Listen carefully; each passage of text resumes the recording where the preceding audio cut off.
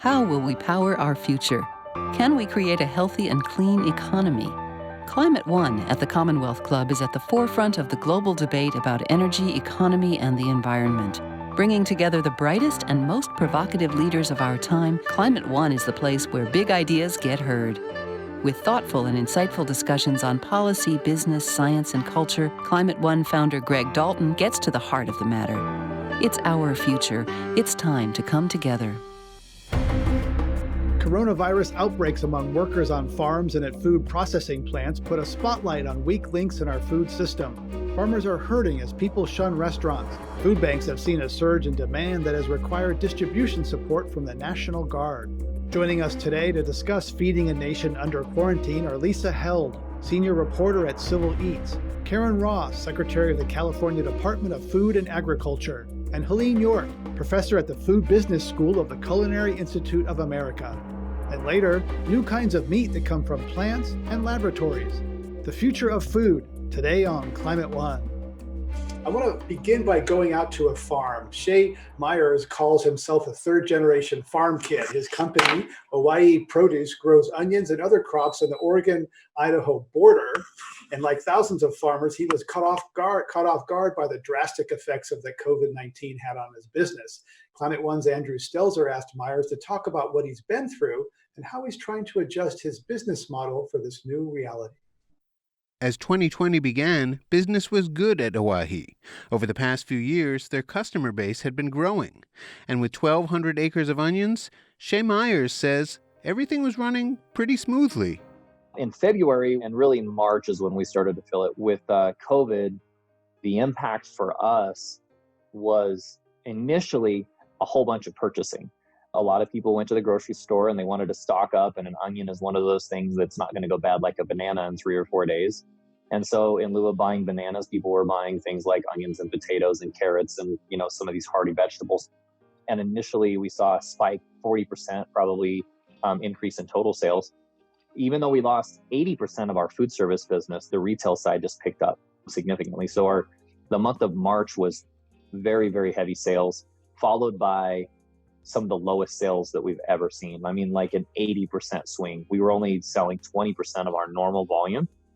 It'd have to be mid to late March when we finally decided that we were not going to have a home for some of our onions. We basically dug compost pits, brought an excavator in and started dumping those onions. The initial grocery store run on onions had faded, and restaurants all across the country, the main market for onions, were shutting their doors. Myers had to dump about 6 million pounds of onions, costing his operation about $800,000. Lucky for him, his other crops, like asparagus and sweet potatoes, don't rely on the restaurant business, and retail sales of those veggies hasn't taken much of a hit. Selling small, direct to consumers has actually thrived in the COVID era. Myers says he and other area farms have been scrambling to adjust. The Farmers to Families food box program by the USDA. I will say that program has worked, and that has gotten dollars to the farmers and bolstered the market in a way that I didn't think that it would. And I also think there's some significant ramifications that are positive. How many people are now getting fresh produce at home that really never got it there before and weren't eating it before and didn't know how to cook with it before? There were a lot of my competitors here that sold only to restaurants, or in a roundabout way, they sold to distributors that sold to restaurants, or only sold to processors. Those are the two places that were most significantly impacted, and therefore they had the most product that had to be disposed of. We have all diversified in the way that we pack. So the difference is a typical onion is sold in a 50-pound bag, believe it or not. The other way to sell and the way that the consumption switched was to 2, 3, and 5 pound bags of onions. So that's what a lot of folks have done in the Idaho-Oregon growing region, is install equipment to be able to pack that way. We grow in Idaho and Oregon and in California. In our California operation, we were planning on doing 0 3-pound bags, no consumer bags, none of that. We were only going to supply our food service customers when we went there. Just for simplicity, we're just starting. And we ended up taking all of our equipment from Idaho, moving it to California, and installing it there to be able to do those 2, 3, and 5 pound bags. Looking ahead, Myers says his big worry is next season. Despite an uncertain future, he had to plant his next crop of onions back in April. We look at restaurants and the closure rate. Some estimates are putting the closures of restaurants at 50%. Are we simply all going to visit the remaining restaurants more and therefore consumption the same? Or will we visit those restaurants the same as we always did and consumption will then be reduced? And it's going to take probably 2 years, I would argue, from the time that this pandemic began before those numbers have resettled and the dust is settled and we can try and improve our practices.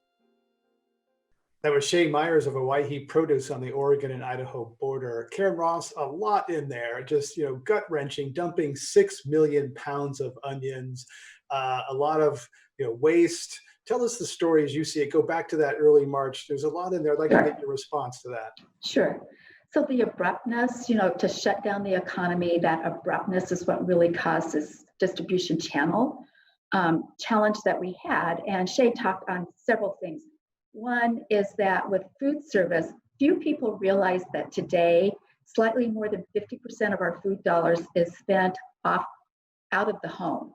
So it's at school cafeterias, campuses, conventions, hotels, and restaurants. And so when you think about 50% of the market immediately being shut down, that's a huge thing to try to absorb.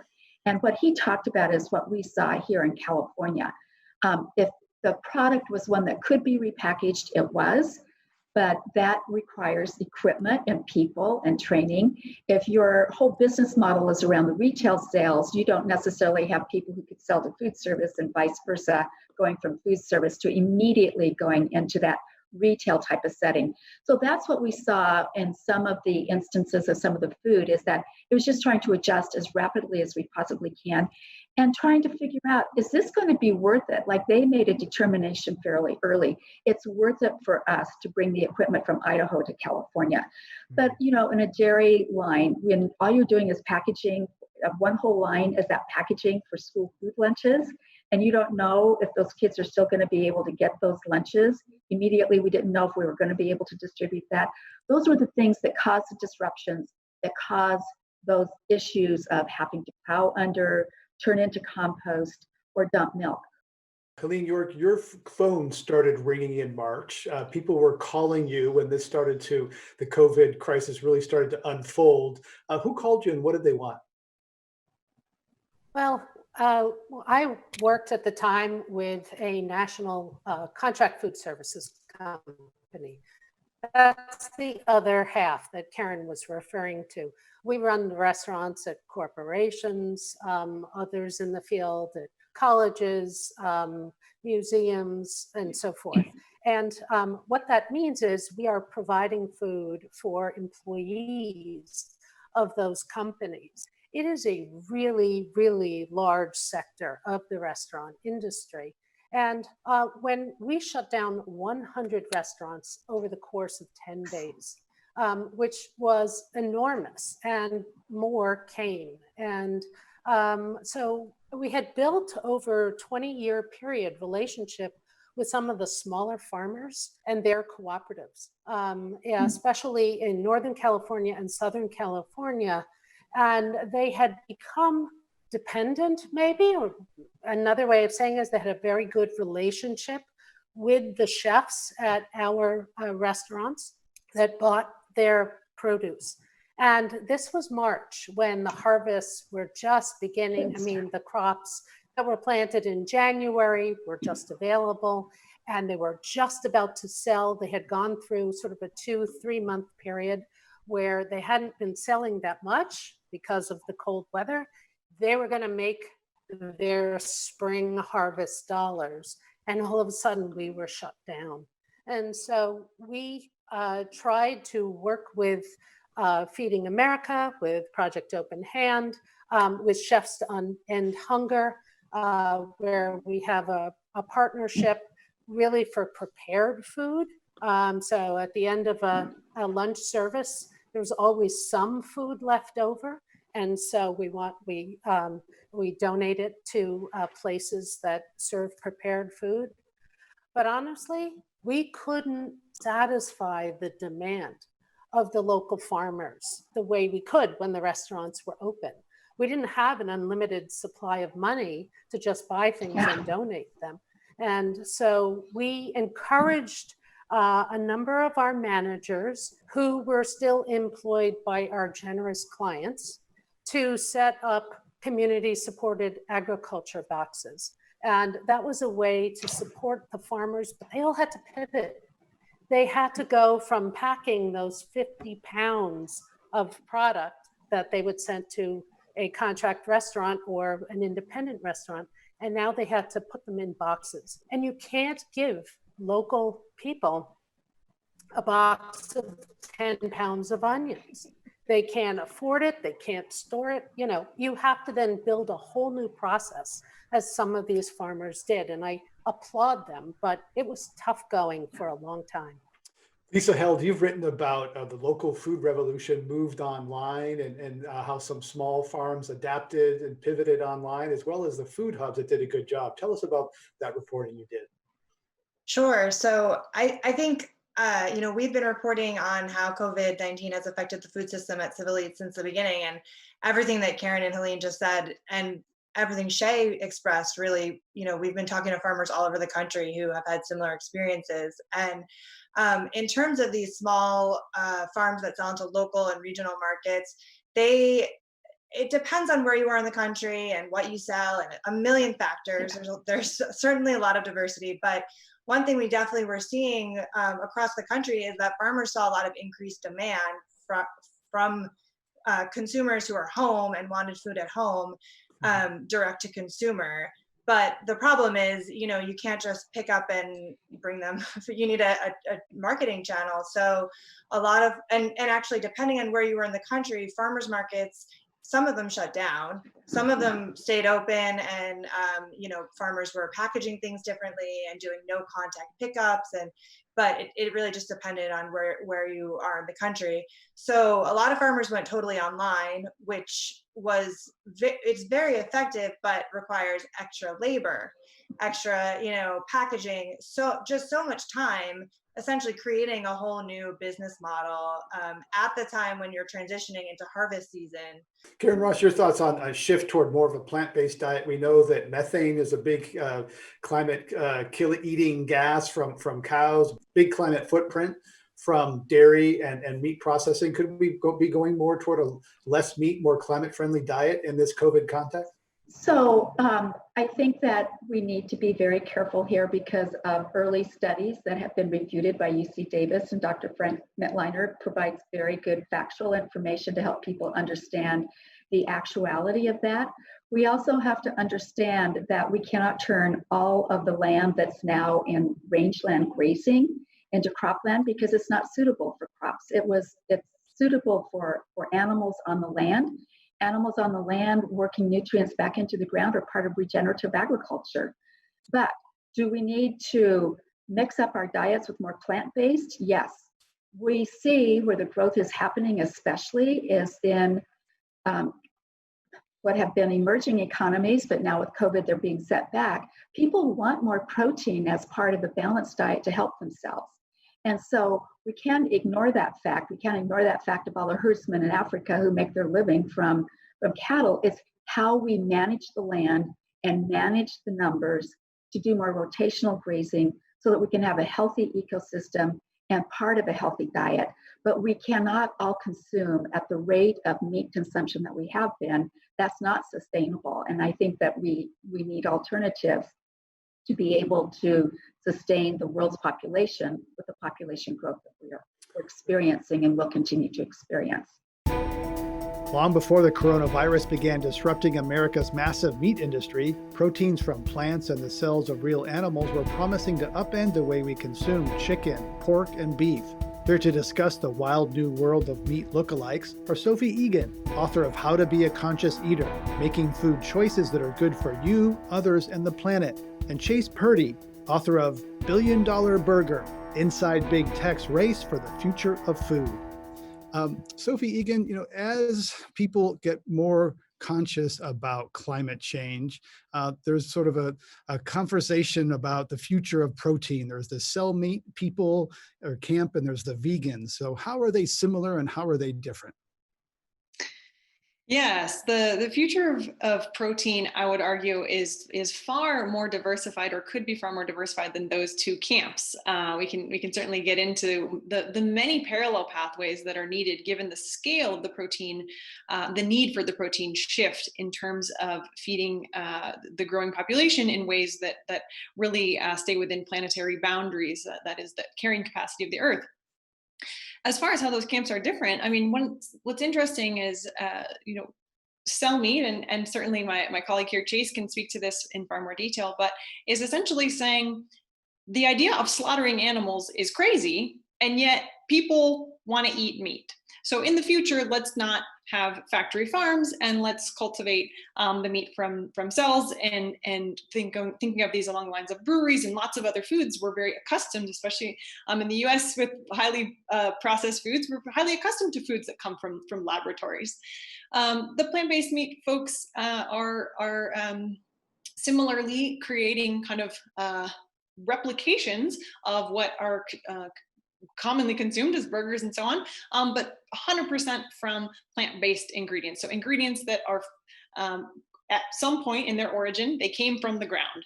They might be soy or other kinds of plant proteins, and then in amalgamation often sort of mimic the traditional forms of meats that are more traditional: hot dogs, burgers, and the like.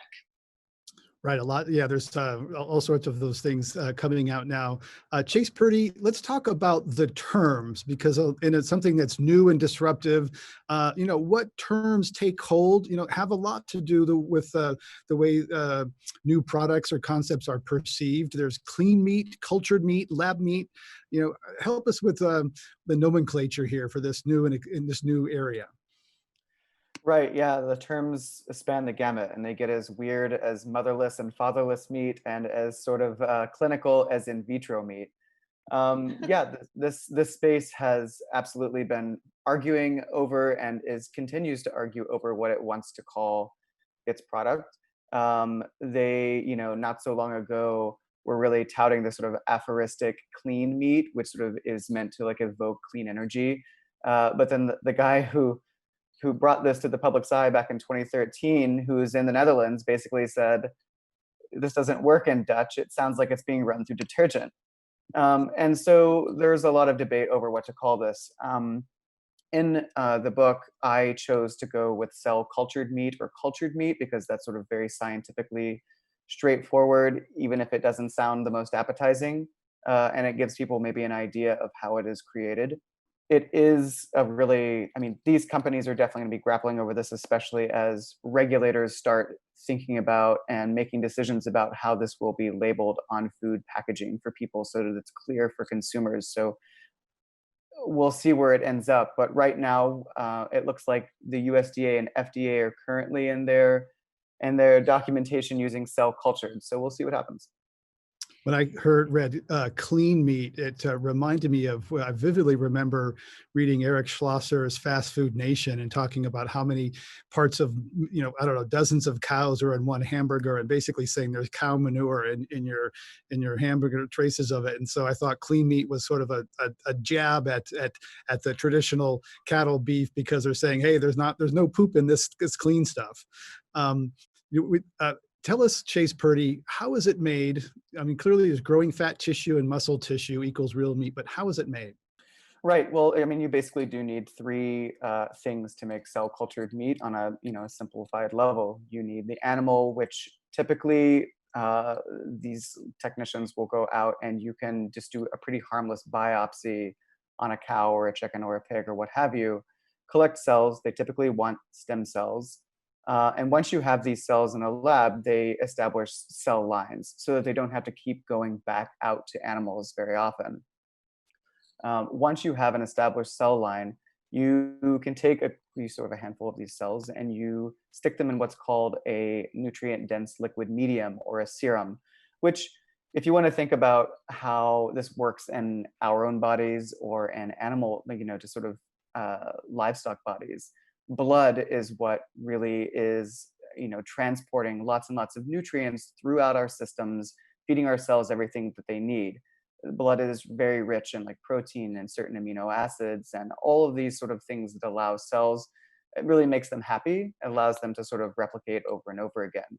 So scientists have been working to create essentially what are like plant-based or synthetic liquid mediums as best as they can for those cells to sort of happily sit in and proliferate. And all of that happens inside what's called a bioreactor. People in the industry are trying to get the term cultivator out there. Essentially, it's a big stainless steel tank that's very fancy and very technical, and the cells sort of sit inside of it in the liquid, and they do grow into fat tissue and muscle tissue. In some cases, these companies are growing connective tissue, and you put those things together and you do have meat. What does it cost and when will it be available? When and where? I was talking to one of the CEOs just yesterday about, if you had to list the top 3 places where regulations are getting closest to allowing this in the market, he said, in order, number 1, Singapore, absolutely. Number 2, the US. It used to be Hong Kong, but there's been so much unrest there now that it's doubtful that Hong Kong regulators are going to have a lot of time to devote toward bringing cultured meat into that market. And then number 3 is most likely Israel. In terms of the cost, that's a story that I think is like really interesting because often when people talk about cell cultured meat, the language they use kind of writes it off pretty quickly as being very far out in the future because of cost. But if you think about the fact that in 2013, when it was introduced to the world by Dr. Mark Post in London, it was about $1.2 million per pound. Extremely affordable, I know. And in a matter of 7 years, it has dropped like precipitously. In 2017, one of the companies said they got it down to 9,000 per pound. And a year after that, that same company told the Wall Street Journal it was down to $1,000 per pound. Most recently, whenever I was out in San Francisco talking to a few of them, they said they had like a $50 chicken nugget, which is down to about $40 or $45 per chicken nugget.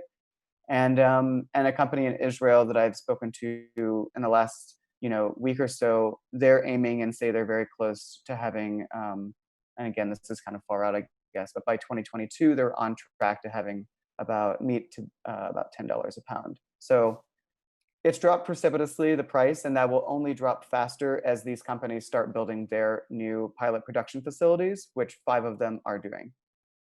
So if Well, and what I think will be interesting to observe is, and in some ways this conversation may help to bring forward, is that for so long, meat has been artificially low in this country. And the ways that a maximum efficiency, the harm to the animals, the surrounding ecosystem impacts of factory farming, and as is becoming ever more clear now, but certainly Eric Schlosser and other authors have revealed, has really treated quote unquote essential slaughterhouse workers as truly disposable bodies.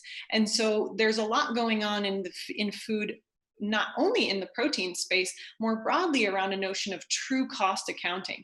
And it's interesting to me because while no one should reasonably, and there's affordability issues, of course, but no one should reasonably be expected to eat a $1,000 or $1 million burger, so too should we really be questioning the concept of a dollar burger or of a dollar chicken nugget and the existing costs.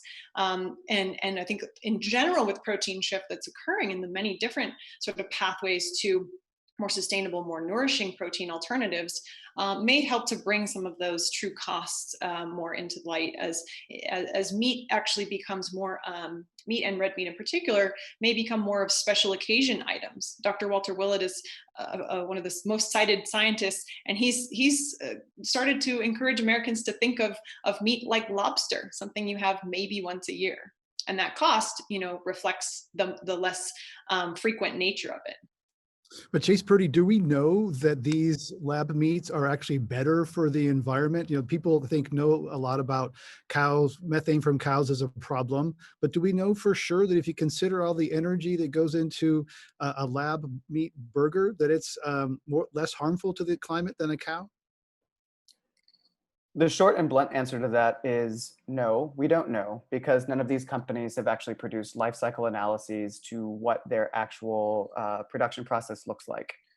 And so at this point, we can only infer from the academic work that's been going on. And if you look basically across the academic work and the research that's been behind this, There are varying degrees of how much better it will be, but in every single case, there's not much debate over the fact that it would be better in terms of like emissions, in terms of water use, certainly in terms of like overall land use. And if you wanted to look at energy, I mean, like you really do kind of, I mean, it depends on how you look at it, right? I mean, how do you like, are you measuring like all the energy it takes to actually plant and grow massive fields for grains, and the energy it takes to ship those grains to animals, and the energy it takes to like maintain these animals, ship these animals, kill these animals, slaughter these animals? I mean, it's not a very far leap looking at the research to sort of infer, I think, that it will be better. But but simply, we don't have the raw data. We don't know yet. So Sophie, again, your book got reviews, positive reviews for kind of giving people simple takeaways from what are very complex choices. So for someone who wants to take care of their own health and health of the planet, what are some top takeaways to guide their dietary choices? Yes, so we've touched on a couple of them, but basically the main points would be, in general, a plant-rich or flexitarian way of eating for the long haul, not a diet for the short term, but emphasizing foods that come from the ground will get you a really long way, kind of major bang for your buck in terms of optimizing your own health and that of the planet and others. A second big one is whatever you can do to minimize food waste. It goes an incredibly long way, and of the food that you waste, the number one thing not to waste is red meat because of how incredibly resource intensive it is. Last main takeaway I would say is look for ways to have your food choices contribute to soil health. Soil is extraordinarily precious. All of our food supply relies on it. And so whether it's organic, regenerative, or just direct to consumer conversations you're having with whoever is growing your food, everything that we can do to ensure that we have our most vital resource of healthy soil is going to not only be good for the planet, but it's also going to grow food that's more nutritious and that happens to be more delicious. Podcasts of this and other Climate One shows are available wherever you get your pods. Please help us get people more talking about climate by giving us a rating or review. It really does help advance the climate conversation.